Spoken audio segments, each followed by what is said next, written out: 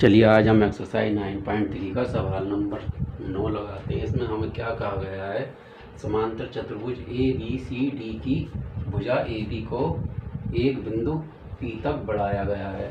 चलिए इसमें चित्र में देखते हैं। ये जो समांतर चतुर्भुज है ए बी सी डी, इसकी भुजा ए बी को जो है बिंदु पी तक बढ़ाया गया है। इसी का पैरेलल क्या किया है, बिंदु पी तक बढ़ाया गया है। ए से होकर, ये जो बिंदु ए है इस समांतर चतुर्भुज का, ए को बढ़ाया गया है ए से होकर सी पी के समांतर, और इसे जो बढ़ाया गया है इस रेखा सी पी के समांतर बढ़ाया गया है। बढ़ाई गई रेखा सी बी, ये जो सी बी रेखा है इस रेखा को भी बढ़ाया गया है। और कहाँ पर मिलती है ये बिंदु क्यू पर मिलती है। ये जो सी बी को बढ़ाया है और ए से होकर जो रेखा खींची गई है सी पी के, वो कहाँ मिलती है, बिंदु क्यू पर मिलती है। और फिर समांतर चतुर्भुज पी वी क्यू आर को पूरा किया गया। फिर क्या किया है, ये जो समांतर चतुर्भुज है पी वी क्यू आर, इसे हमने पूरा किया है। तो इसमें हमें सिद्ध करना है area of A B C D, area of A B C D का क्षेत्रफल बराबर सिद्ध करना है area of P B Q R के क्षेत्रफल के बराबर सिद्ध करना है। तो चलिए सबसे पहले हम क्या लिखेंगे, जो हमें सिद्ध करना है वो हम लिख लेते हैं। तो हमें यहाँ पर सिद्ध करना है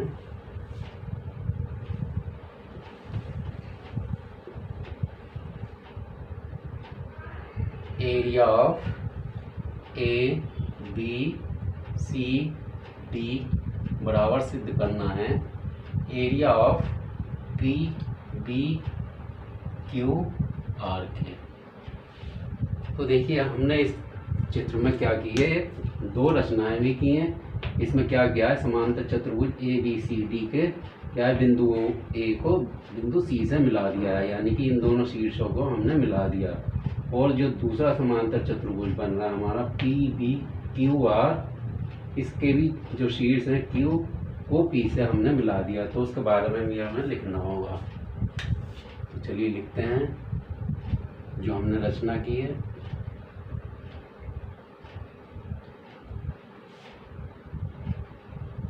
समांतर चतुर्भुज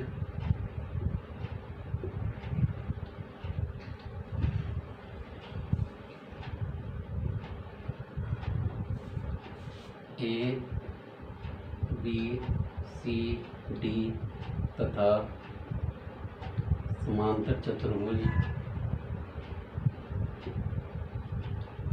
पी बी क्यू आर के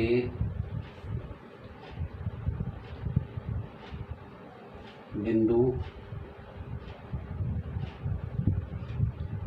ए को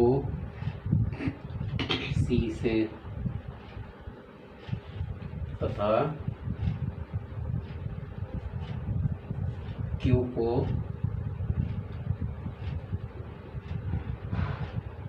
पी से मिलाया।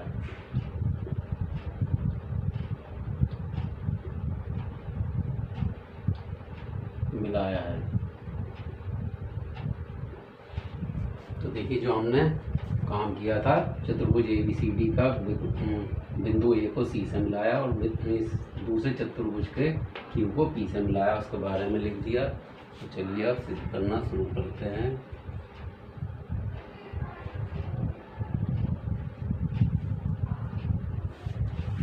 इसमें देखिए जो हमने रचना की है उससे क्या मिला है हमें, ये जो ए सी क्यू, ये हमें एक त्रिभुज मिला ए सी क्यू, और दूसरा त्रिभुज हमें क्या मिला है, ए पी क्यू मिला। और ये दोनों त्रिभुज ही क्या हैं, ये समान आधार, यानी कि इनका जो आधार है ए क्यू, ये जो त्रिभुज बना ए सी क्यू और ये जो दूसरा त्रिभुज बना ए पी क्यू, इसका दोनों का आधार क्या है, समान आधार है, और वो क्या है, ए क्यू है। और देखिए दोनों क्या है, अपने सामने वाली रेखा सी आर के जो समांतर उनके शीर्ष क्या है वहाँ पर मिल रहे हैं। तो यहाँ पर हम क्या कह सकते हैं, ये दोनों त्रिभुज क्या है, एक ही उभयनिष्ठ आधार और एक ही समांतर रेखा पर स्थित है। तो यहाँ पर हम क्या लिखेंगे, त्रिभुज ए सी क्यू तथा त्रिभुज ए पी क्यू एक ही आधार, और इसका आधार क्या है, इन दोनों का आधार ए क्यू तथा एक ही समांतर रेखाओं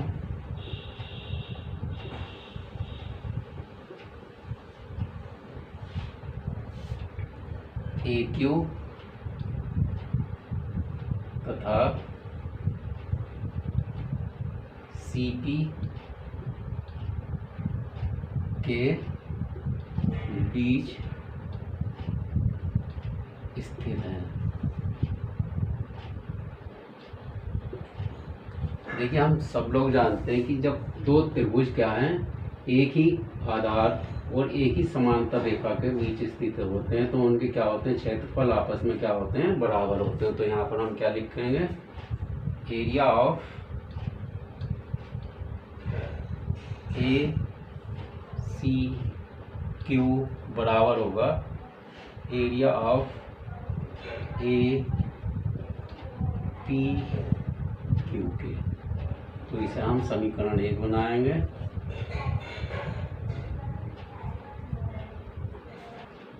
देखिए, अगर हम फिगर में देखें तो हमारा त्रिभुज बन रहा है ए सी क्यू। अगर ए सी क्यू में से हम इस जो त्रिभुज का क्षेत्रफल है वो घटा दें, ए बी क्यू का क्षेत्रफल घटा दें, तो हमें क्या मिल जाएगा, ये जो समांतर चतुर्भुज के अंदर जो बन रहा है हमारा त्रिभुज ए बी सी, उसका क्षेत्रफल हमें मिल जाएगा। इसी तरह क्या है, अगर हम इस दूसरे त्रिभुज ए पी क्यू के क्षेत्रफल में से भी क्या करें, त्रिभुज ए बी क्यू का क्षेत्रफल घटा दें, तो हमें कौन सा त्रिभुज का क्षेत्रफल मिल जाएगा, जो समांतर चतुर्भुज पी बी क्यू आर के अंदर त्रिभुज बन रहा है पी बी क्यू आर, तो उसका क्षेत्रफल हमें मिल जाएगा। तो यहाँ पर हम क्या कर सकते हैं, और ये जो त्रिभुज है ये दोनों में ही क्या है, कॉमन है। तो अगर हम समीकरण 1 में क्या करें, इस त्रिभुज के क्षेत्रफल को घटा दें, तो हमें क्या मिल जाएगा, इन दोनों त्रिभुजों का क्षेत्रफल मिल जाएगा। तो चलिए लिखते हैं, समीकरण 1 में दोनों ओर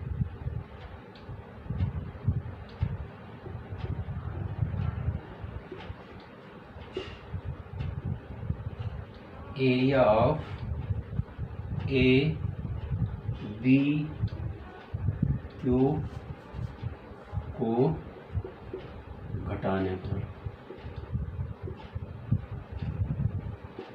देखिए, अगर हम किसी भी चीज़ को किसी समीकरण में से दोनों ओर घटाएं या जोड़ें तो उस समीकरण पे कोई फर्क नहीं पड़ता है। तो अब हम क्या करेंगे, area of A C Q में से घटा देंगे minus area of A B Q, और अपनी राइट साइड भी समीकरण के क्या करेंगे, इसे घटा देंगे। तो यहाँ लिखेंगे area of A P Q minus area of A B Q. तो देखिए, अगर हम फिगर में देखें तो हमने क्या कहा था, अगर इस क्षेत्रफल को इस त्रिभुज के क्षेत्रफल में से घटा दें, पूरे त्रिभुज ए सी क्यू के क्षेत्रफल में से घटा दें, तो हमें कौन सा क्षेत्रफल मिल जाएगा, इस त्रिभुज ए बी सी का क्षेत्रफल मिल जाएगा। तो यहाँ पर हम क्या लिख सकते हैं, इसकी जगह पर हम लिख सकते हैं area of A B C. इसी तरह हम क्या करेंगे, हमने क्या है, इस बड़े त्रिभुज ए पी क्यू में से हमने क्या घटाया, इस त्रिभुज ए बी क्यू का क्षेत्रफल घटाया, तो हमें किसका क्षेत्रफल मिल जाएगा? त्रिभुज ए पी बी क्यू का क्षेत्रफल हमें मिल जाएगा। तो यहाँ पर हम क्या लिखेंगे? इस पूरे हिस्से की जगह हम क्या लिख सकते हैं? Area of P B Q. इसे हम समीकरण 2 बनाएंगे।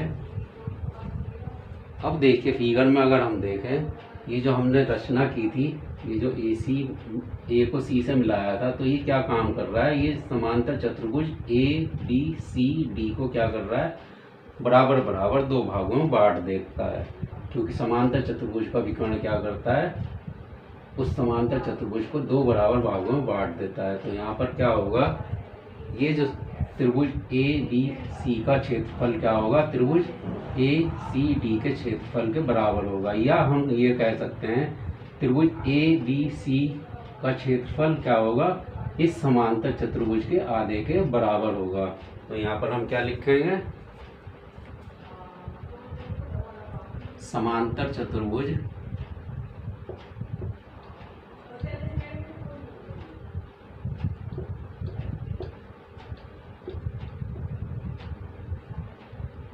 ए बी सी डी, और इसी तरह क्या होगा? हमारा जो दूसरा समांतर चतुर्भुज पी बी क्यू आर में क्या होगा?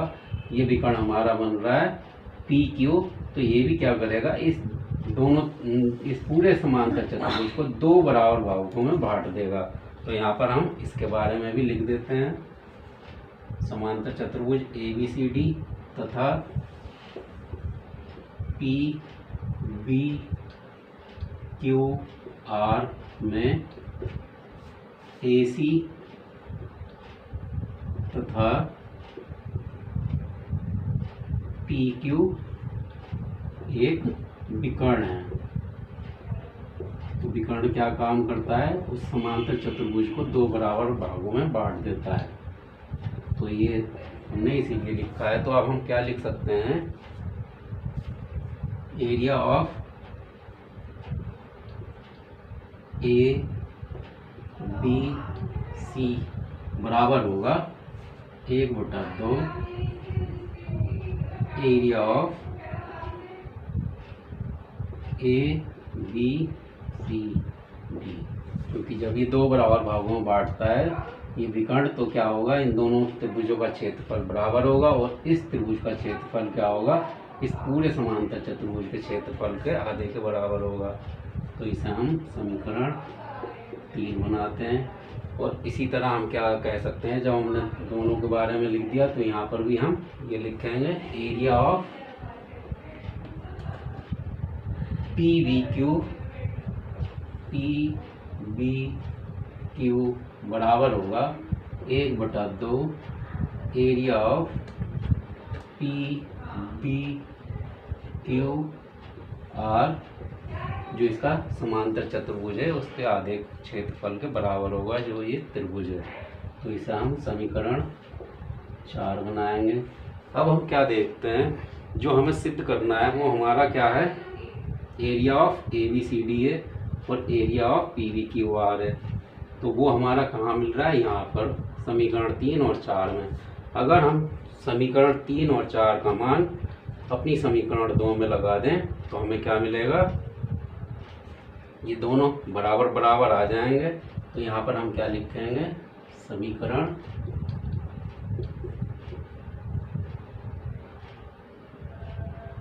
2 में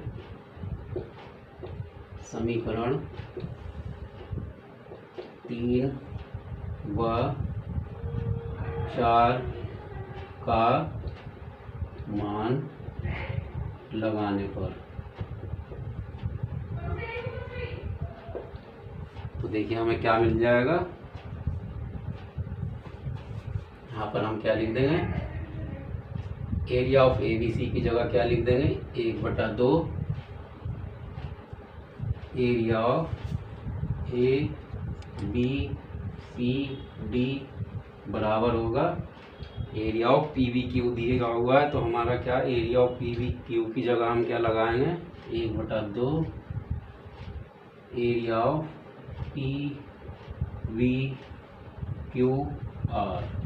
तो देखिए 1/2 हमारा दोनों साइड है, इसे हम काट देंगे तो हमारा क्या बचेगा, area of A B C D बराबर area of P D Q R. देखिए हमें यही सिद्ध करना था, area of A B C D बराबर area of P D Q R, जो कि हमने सिद्ध कर दिया है।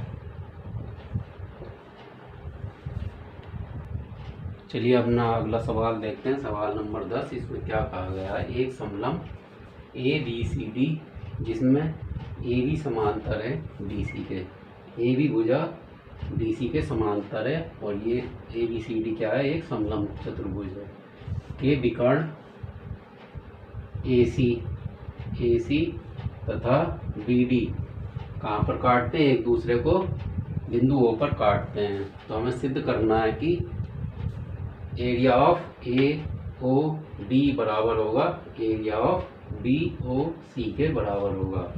तो चलिए अपना सवाल सिद्ध करना शुरू करते हैं। तो चलिए सबसे पहले हम क्या लिखेंगे, जो हमें सिद्ध करना है वो लिख लेते हैं। सिद्ध करना है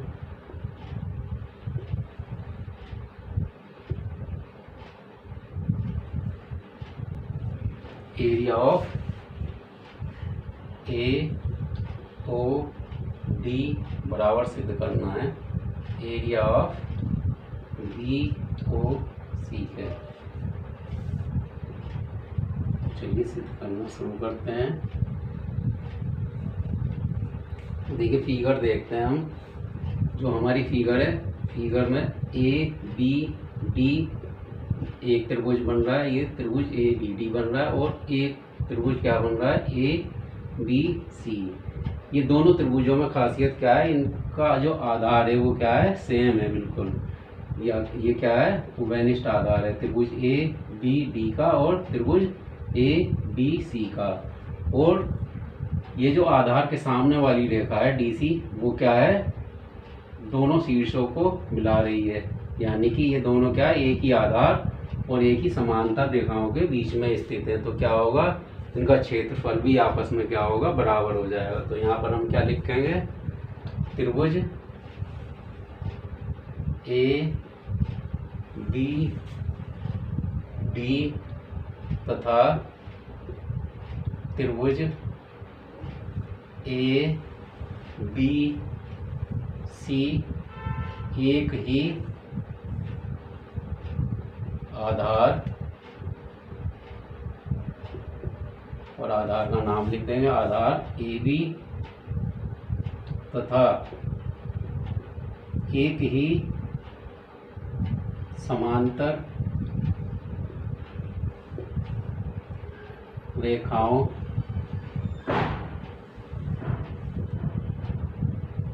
इनके शीर्ष क्या है, एक ही रेखा पर स्थित है। तो हम क्या कहते हैं उसे, एक ही समांतर रेखाओं के बीच में स्थित है। तो क्या लिखेंगे, रेखाओं के नाम लिख देंगे, ए बी और डी सी के बीच में स्थित है। तो हम सब जानते हैं, अगर दो त्रिभुज एक ही आधार और एक ही समांतर रेखाओं के बीच में स्थित हो तो वो क्या होते हैं, क्षेत्रफल में एक दूसरे के बराबर होते हैं। तो यहाँ पर हम क्या लिखेंगे, area of A B D बराबर होगा area of A B C के। इसे हम समीकरण 1 बनाएंगे। अब देखिए जो हमें चाहिए था वो क्या है, ए ओ डी है। वो त्रिभुज कौन सा है, ए ओ डी, इसका क्षेत्रफल चाहिए। अगर हम इस बड़े त्रिभुज ए बी डी में से इस त्रिभुज ए ओ बी का क्षेत्रफल, तो हमें कौन सा क्षेत्रफल मिल जाएगा, हमें त्रिभुज ए ओ डी का क्षेत्रफल मिल जाएगा। इसी प्रकार क्या देखें, हम जो दूसरा त्रिभुज लिया था त्रिभुज ए बी सी, अगर उस त्रिभुज के क्षेत्रफल में से त्रिभुज ए ओ बी का क्षेत्रफल घटा दें तो हमें इसका क्षेत्रफल मिल जाएगा त्रिभुज ओ बी सी का क्षेत्रफल मिल जाएगा और यही हमें अपने आंसर में प्रूव करना है। तो अब हम क्या करेंगे, हम अपनी समीकरण 1 में अगर त्रिभुज ए ओ बी का क्षेत्रफल दोनों ओर घटा दें तो हमारा काम आसान हो जाएगा। तो चलिए लिखते हैं समीकरण 1 में दोनों ओर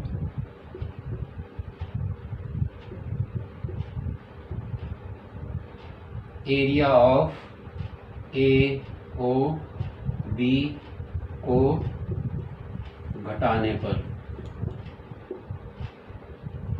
तो अपनी समीकरण 1 में से दोनों ओर क्या करेंगे, area of A O B को घटाएंगे। तो क्या लिखेंगे, area of A B D minus area of A O B, और दूसरी साइड भी क्या करेंगे, area of A B C minus area of A O B.